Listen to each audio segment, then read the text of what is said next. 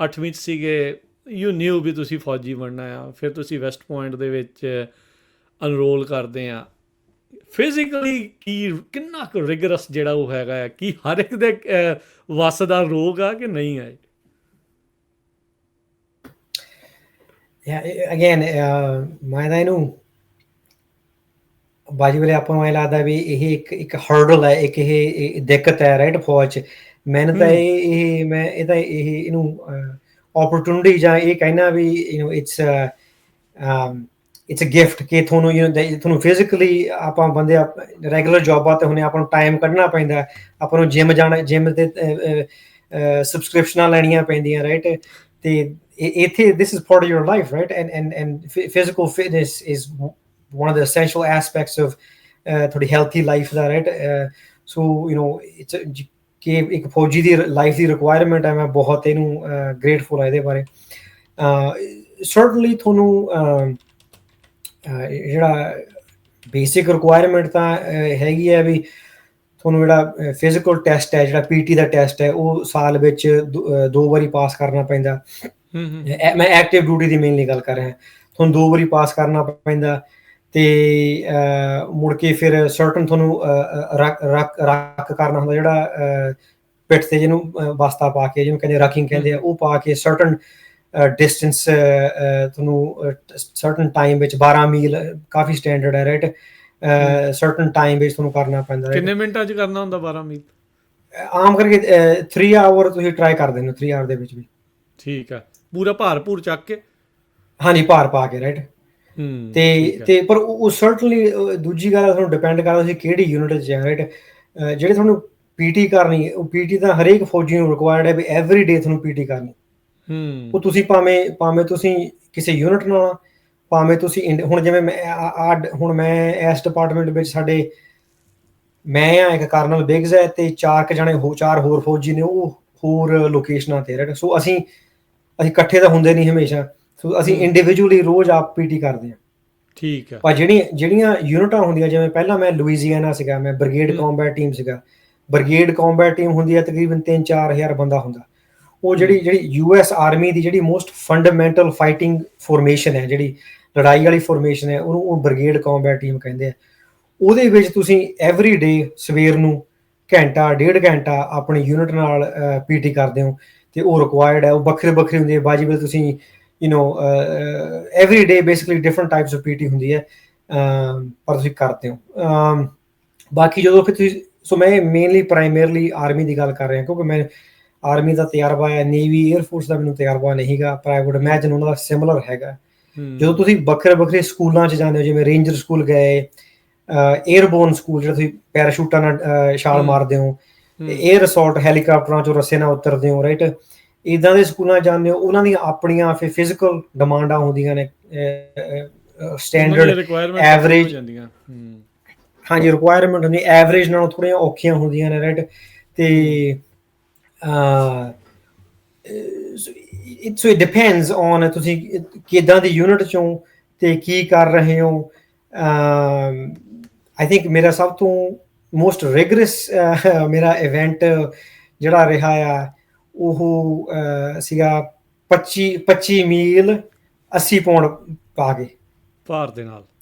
ਕਿੰਨੇ ਚਿਰ ਭਾਰ ਦੇ ਨਾਲ ਗਰਮੀ ਦੇ ਵਿੱਚ ਮੈਂ ਓਨੈਸਟਲੀ ਮੈਨੂੰ ਚੇਤਾ ਨਹੀਂ, ਆਈ ਥਿੰਕ 6 ਘੰਟੇ ਸੀਗਾ, ਆਈ ਥਿੰਕ 6 ਘੰਟੇ ਗਰਮੀ ਦੇ ਵਿੱਚ। ਇਹ ਸਾਊਥ ਈਸਟ ਦੀ ਗੱਲ ਹੈ, US ਸਾਊਥ ਈਸਟ ਦੀ ਗੱਲ ਹੈ। ਉੱਥੇ ਰੇਤਲਾ ਇਲਾਕਾ ਸੀਗਾ, ਅਤੇ ਸੋ ਰੇਤੇ 'ਤੇ ਤੁਰਨਾ ਵੀ ਕਾਫੀ ਇੰਟਰਸਟਿੰਗ ਹੋ ਜਾਂਦਾ ਜਦੋਂ ਤੁਸੀਂ 80 ਪੌਂਡ ਭਾਰ ਦਿੱਤੇ ਆ ਰਾਈਟ। ਅਤੇ I think that's probably the more memorable experience. ਇੱਕ ਕਿਹੜੇ ਮਹੀਨੇ ਸੀਗੇ? ਗਰਮੀ ਦੇ ਜੂਨ ਜੁਲਾਈ ਵਾਲੇ ਸੀਗੇ ਜਾਂ ਇਹ ਸੀਗੀ ਗੱਲ ਜੂਨ ਦੀ ਗੱਲ ਸੀ। ਵਾਓ, ਲਾਈਕ ਪੂਰਾ ਹੀ ਸੀਗਾ, ਹਿਊਮਿਡ ਸੀਗਾ, ਪੂਰੀ ਹਿਊਮਿਡਿਟੀ ਸੀ ਜੀ, ਗਰਮੀ ਸੀਗੀ। ਅੱਛਾ, ਸ਼ੁਰੂਆਤ ਤੋਂ ਲੈ ਕੇ ਅਖੀਰ ਤੱਕ ਕਿੰਨਾ ਭਾਰ ਘਟ ਗਿਆ? ਇਹਦਾ ਖਾਸਾ ਮੈਂ ਹੱਸਦਾ ਹੁੰਦਾ ਵੀ ਆਰਮੀ ਦਾ ਵਧੀਆ ਵੇਟ ਕੰਟਰੋਲ ਪ੍ਰੋਗਰਾਮ ਇਹ ਹੈ ਵੀ 2 ਸਾਲਾਂ ਬਾਅਦ ਨਾ ਇੱਦਾਂ ਦੇ ਕਿਸੇ ਟਫ ਸਕੂਲ ਜਾਇਆ ਥੋੜਾ ਸਭ ਕੁਛ ਸੂਤ ਹੋ ਜਾਂਦਾ ਜੇ ਰੈਗੂਲਰ PT ਐ ਸਿੱਧੇ ਹੋ ਜਾਂਦੇ। ਅੱਛਾ, ਹੁਣ ਤਾਂ ਜਿਹੜੇ ਸਕੱਤਰ ਸਾਹਿਬ ਆ ਤੇ ਰਾਸ਼ਟਰਪਤੀ ਸਾਹਿਬ ਨੇ ਵੀ ਕਿਹਾ ਵੀ ਜਨਰਲਾਂ ਦੇ ਜਿਹੜਾ ਇਹ ਵੀ ਸੈੱਟ ਸੁੱਟ ਹੋਣ। ਡੈਫੀਨਿਟਲੀ ਫਿਜ਼ੀਕਲ ਫਿਟਨੈਸ ਕੱਲੇ ਦਿਖਾਵੇ ਲਈ ਨਹੀਂ, ਫਿਜ਼ੀਕਲ ਫਿਟਨੈਸ ਨਾਲ ਤੁਸੀਂ ਮੈਂਟਲ ਡਿਸੀਜਨ ਬੈਟਰ ਮੇਕ ਕਰ ਸਕਦੇ ਹੋ। ਟਰੂ ਜਦੋਂ ਜਿਵੇਂ ਹੁਣ ਮੈਂ ਇੱਥੇ ਰੋਮਾਨੀਆ ਗਿਆ ਹੋਇਆ ਸੀਗਾ, ਮੇਰੇ 9 ਮਹੀਨੇ ਮੈਂ ਰੋਮਾਨੀਆ ਯੂਰਪ ਲਾ ਕੇ, ਈਸਟਰਨ ਯੂਰਪ ਲਾ ਕੇ ਆਇਆ, ਰਾਈਟ। ਠੀਕ ਹੈ। ਮੇਰਾ ਦਿਨ ਸਵੇਰ ਨੂੰ ਮੇਰਾ ਦਿਨ 6 ਵਜੇ ਸ਼ੁਰੂ ਹੁੰਦਾ ਸੀ ਤੇ ਰਾਤ ਦੇ 12 ਵਜੇ ਮੇਰਾ ਜਿਵੇਂ ਜਿਹੜਾ ਉਹ ਕੰਮ ਇੰਨਾ ਸੀਗਾ, ਮੇਰਾ ਰਾਤ ਦੇ 12 ਵਜੇ ਕੰਮ ਮੁੱਕਦਾ ਸੀਗਾ। ਤੇ ਆਮ ਕਰਕੇ 6 ਦਿਨ, ਕਈ ਵਾਰੀ 7 ਦਿਨ, 6 ਦਿਨ ਏਦਾਂ ਹੁੰਦਾ ਸੀਗਾ। ਤੇ ਸੋ ਜਦੋਂ ਤੁਸੀਂ ਉਸ ਵੇਲੇ ਫਿਰ ਟਾਇਰਡ ਹੁੰਦੇ ਹੋ, ਫਟੀਗ ਹੁੰਦੇ ਹੋ, ਉਹ ਫਿਜ਼ੀਕਲ ਫਿਟਨੈਸ ਹੀ ਹੈ ਜਿਹਨੇ ਤੁਹਾਨੂੰ ਕੰਟਰੀਬਿਊਟ ਕਰਨਾ ਕਿ ਤੁਸੀਂ ਸਹੀ ਵਧੀਆ ਟਾਈਮ ਸਿਰ ਡਿਸੀਜਨ ਮੇਕ ਕਰੋ। ਸਾਡੇ ਇੱਥੇ ਲੁਈਜ਼ੀਆਨਾ ਵਿੱਚ ਟ੍ਰੇਨਿੰਗ ਹੁੰਦੀ ਹੈ, ਹਰੇਕ ਯੂਨਿਟ 30 ਡੇ ਟ੍ਰੇਨਿੰਗ ਕਰਦੇ ਨੇ, ਉਹਨੂੰ ਕਹਿੰਦੇ CTC ਕਹਿੰਦੇ ਆ।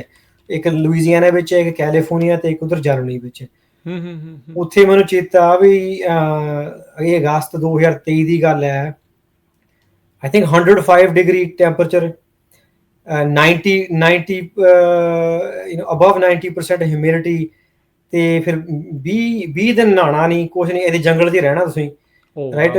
ਤੇ ਔਨ ਐਵਰੇਜ ਤੁਹਾਡੇ 4-5 ਘੰਟੇ ਰਾਤ ਨੂੰ ਤੁਹਾਨੂੰ ਸੌਣ ਨੂੰ ਟਾਈਮ ਮਿਲਦਾ, ਰਾਈਟ।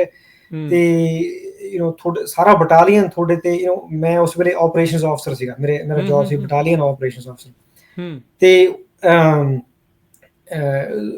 ਤੁਹਾਨੂੰ ਤੁਹਾਡਾ ਬਟਾਲੀਅਨ ਤੁਹਾਡੇ ਡਿਸੀਜਨਾਂ ਤੇ ਤੁਸੀਂ ਰეკਮੈਂਡ ਕਰਨਾ ਆਪਣੇ ਕਰਨਲ ਨੂੰ, ਕਮਾਂਡਰ ਨੂੰ, ਪਰ ਇਨ reality you have to make the hard decisions and make recommendations। ਤੇ ਉਦੋਂ ਤਾਂ ਫਿਰ ਤੁਹਾਡਾ ਫਿਟਨੈਸ ਨੇ ਤੁਹਾਨੂੰ ਹੈਲਪ ਕਰਨਾ ਉਸ ਵੇਲੇ, ਰਾਈਟ। ਮੈਨੂੰ ਅਕਸਰ ਸਿਮਰਤਪਾਲ ਸਿੰਘ ਜੀ ਆਖਿਆ ਜਾਂਦਾ ਨਾ ਵੀ ਮੋਟੀਵੇਸ਼ਨ ਸਟੇਜ ਲਾਈਕ ਉਹ ਬੜੇ ਥੋੜੇ ਟਾਈਮ ਲਈ ਰਹਿੰਦੀ ਹੈ, ਜਿਹੜੀ ਰੂਟੀਨ ਆ ਉਸੇ ਲਈ ਤੁਹਾਨੂੰ ਇਸ ਚੀਜ਼ ਡਿਸਿਪਲਿਨ ਦੇ ਵਿੱਚੋਂ ਕੱਢਣਾ ਹੁੰਦਾ ਹੈ ਇਸ ਚੀਜ਼। that's right। ਮੋਟੀਵੇਸ਼ਨ ਤਾਂ ਇੱਕ ਦਿਨ ਚ ਲੈ ਜਾਂਦਾ ਜੀ, ਫਿਰ ਜਦੋਂ ਘੰਟਿਆਂ ਚ ਹੀ ਉੱਡ ਜਾਂਦੀ ਹੈ ਜੀ। ਜਦੋਂ 15ਵਾਂ ਦਿਨ ਹੋਵੇ, ਰਾਈਟ, ਘੱਟ ਖਾਧਿਆ ਹੋਵੇ, ਸੁੱਤੇ ਨਾ ਹੋ, ਐਨ ਤੁਹਾਡੇ ਜਿਵੇਂ 15 ਦਿਨ ਨਹਾਤੇ ਨੂੰ ਹੋਏ ਹੁਣ, ਐਨ ਪਸੀਨਾ ਹੋਵੇ, ਤੇ ਤੁਹਾਨੂੰ ਸਾਡੇ ਇਹ ਵੀ ਹੁੰਦਾ ਹੈ ਵੀ ਤਕਰੀਬਨ 24-48 ਘੰਟਿਆਂ ਵਿੱਚ ਤੁਹਾਨੂੰ ਸਾਰੇ ਤੰਬੂ ਚੱਕ ਕੇ ਨਵੀਂ ਜਗ੍ਹਾ ਜਾਣਾ ਪੈਂਦਾ। ਉਹ ਐਂ ਕਰ, ਉਹ ਸਿਮੂਲੇਟ ਕਰ ਦੇਣਾ ਵੀ ਤੁਹਾਡੇ ਤੇ ਦੁਸ਼ਮਣ ਨੂੰ ਥੋੜੀ ਲੋਕੇਸ਼ਨ ਪਤਾ ਲੱਗ ਗਈ ਹੈ, ਤੁਹਾਡੇ ਤੇ ਗੋਲੇ ਆਉਣ ਲੱਗ ਪਏ ਨੇ, ਇੰਡਾਇਰੈਕਟ ਫਾਇਰ ਆਉਣ ਲੱਗ ਪਿਆ, ਤੁਹਾਨੂੰ ਨਿਕਲੋ ਬੋਰੀ ਬਿਸਤਰਾ ਚੱਕ ਕੇ, ਰਾਈਟ। ਤੁਸੀਂ ਇਹ ਸਭ ਕੁਝ ਆਪਣਾ ਪਲੈਨਿੰਗ ਕਰ ਰਹੇ ਹੁੰਦੇ ਹੋ ਵੀ ਹਾਂ ਵੀ ਨੈਕਸਟ ਮਿਸ਼ਨ ਕਰਨਾ, ਇੱਦਾਂ ਕਰਨਾ, ਉੱਧਰੋਂ ਇੰਡਾਇਰੈਕਟ ਫਾਇਰ ਆਉਣਾ, ਸਿਮੂਲੇਟਡ ਇੰਡਾਇਰੈਕਟ ਫਾਇਰ ਆਉਣਾ ਸ਼ੁਰੂ ਹੋ ਜਾਂਦਾ। ਤੇ ਫਿਰ ਤੁਹਾਨੂੰ ਫਿਰ ਨਾ ਗੁੱਸਾ ਵੀ ਆਉਂਦਾ, ਪਰ ਹੁਣ ਪਤਾ ਹੁੰਦਾ ਵੀ ਹਾਂ ਵੀ ਡਿਸਪਲਿਨ ਹੈ, ਵੀ ਚੱਕੋ ਸਮਾਨ, ਬੋਰੀ ਬਿਸਤਰਾ ਚੱਕ ਕੇ ਨਵੀਂ ਲੋਕੇਸ਼ਨ ਕਮਾਂਡ ਪੋਸਟ ਦੀ ਲੱਭੋ, ਤੇ ਉੱਥੋਂ ਫਿਰ ਗਾਹਾਂ ਫਿਰ ਬਚਣਾ ਤੇ ਤਾਂ ਹੀ ਆ ਜੇ ਨਿਕਲੇ, ਨਹੀਂ ਤਾਂ ਜੇ ਗੋਲਾ ਉੱਤੇ ਡਿੱਗ ਗਿਆ ਫਿਰ ਤਾਂ ਕੋਈ ਫਾਇਦਾ ਨਹੀਂ। that's right। ਤੇ ਫਿਰ ਉਦੋਂ ਫਿਰ ਮੋਟੀਵੇਸ਼ਨ ਕੁਛ ਨਹੀਂ ਕਰਦਾ ਜੀ, ਉਦੋਂ ਫਿਰ ਡਿਸਿਪਲਿਨ ਹੀ ਕੰਮ ਆਉਂਦਾ ਹੈ, ਰੂਟੀਨ ਹੀ ਕੰਮ ਆਉਂਦੀ ਆ। ਸੋ ਬਿਲਕੁਲ ਸਿਮਰਪਾਲ ਸਿੰਘ ਜੀ ਵੀ ਇਹ ਕਿੱਡੀ ਜਿਹੜੀ ਇਹ ਖੂਬੀ ਆ ਜਿਹੜੀਆਂ ਆਰਮਡ ਫੋਰਸਿਸ ਆ, ਜਿੰਨੀਆਂ ਵੀ ਜਿਹੜੀਆਂ ਬ੍ਰਾਂਚਿਸ ਆ, ਜਿੱਦਾਂ ਤੁਸੀਂ ਸ਼ੁਰੂਆਤ 'ਚ ਵੀ ਕਿਹਾ ਵੀ ਮੇਰਾ ਤਾਂ ਇੱਕੋ ਇੱਕ ਅਜਿਹੀ ਨੌਕਰੀ ਆ ਜਿਸ ਆਪਣੇ ਆਪ ਨੂੰ ਤੁਹਾਨੂੰ ਫਿਜ਼ੀਕਲੀ ਅਤੇ ਮੈਂਟਲੀ ਫਿੱਟ ਰੱਖਣ ਦੇ ਲਈ ਤਨਖਾਹ ਜਿਹੜੀ ਆ ਉਹ ਨਾਲ ਦੇ ਨਾਲ ਮਿਲਦੀ ਆ। ਓਬਵੀਅਸਲੀ ਕੰਮ ਤਗੜਾ ਆ, ਪ੍ਰੈਸ਼ਰ ਵੀ ਹੁੰਦਾ, ਹਰ ਤਰ੍ਹਾਂ ਦੀਆਂ ਜਿਹੜੀਆਂ ਉਹ ਚੀਜ਼ਾਂ ਇਸ ਦੇ ਵਿੱਚ ਨਾਲ ਜਿਹੜੀਆਂ ਉਹ ਚੱਲਦੀਆਂ। ਅੱਛਾ, ਬਹੁਤ ਸਾਰੇ ਲੋਕ